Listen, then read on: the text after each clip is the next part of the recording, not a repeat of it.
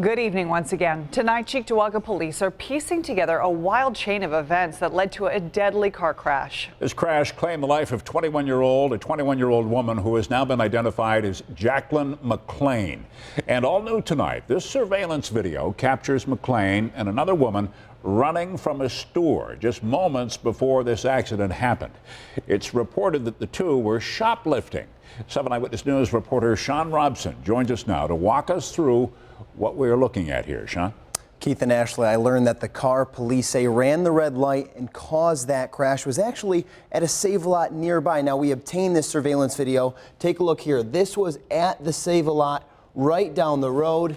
And we talked to the manager that was at the store working last night, and he says that the driver and her passenger were being chased out of the store by a security guard that you're going to see at the top coming into your screen now for shoplifting. He says these women were running out and getting into the car, and they quickly sped away before the passenger could even close the passenger door. Now, in the top right part of your screen, you're going to see the glow come back in, heading to your right. That's northbound on Rossler, and they crashed just off screen moments later.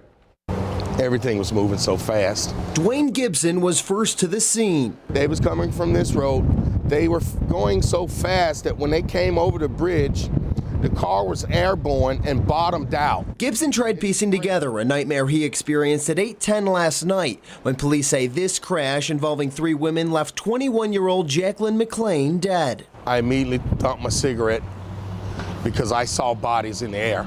Moments before the crash, a manager at the nearby Save-A-Lot on Rossler Avenue says both the driver and passenger were caught shoplifting. When they tried coming back in, that's when they ran off. The store says this video shows both women speeding out of the lot, headed straight for the intersection. The shoplifters that were their car ran into a other person's car that was outside with their passenger side door. For Gibson, it was a moment defined by instincts when he says he lifted a light pole off of the driver who was pregnant. Knowing someone needed my help, there wasn't a thought, should I go over? It's almost like my legs moved before my brain could process that we were headed there. And all I could think about are their parents, their sisters, family. Late last night, he received messages from one of those families, praising him as their angel in disguise. As I told a friend and I told my wife, heroes save lives and angels watch over them. I don't feel like I did either one. Police are not saying anything further tonight about the condition of the driver of the car that caused the accident or the 29-year-old that was driving the other car. Sean Robson, 7 Eyewitness News. Thank you, Sean. A mother and her 5 children kidnapped from Cleveland are safe tonight right here in western New York. State police say this man, 27-year-old William Angel, took the family against their will over the weekend. On Sunday night, troopers spotted the minivan they were heading east on the 90 near the Cleveland Drive exit in Cheektowaga. Angel is now in custody. The family, though, was not hurt. Firefighters in the South Towns have knocked down a massive blaze that sparked up this afternoon. The flames erupted from a business on Benzing Road in Orchard Park, and the smoke could be seen from miles away. 7 Eyewitness News reporter Nikki Dementry is on the scene for us tonight.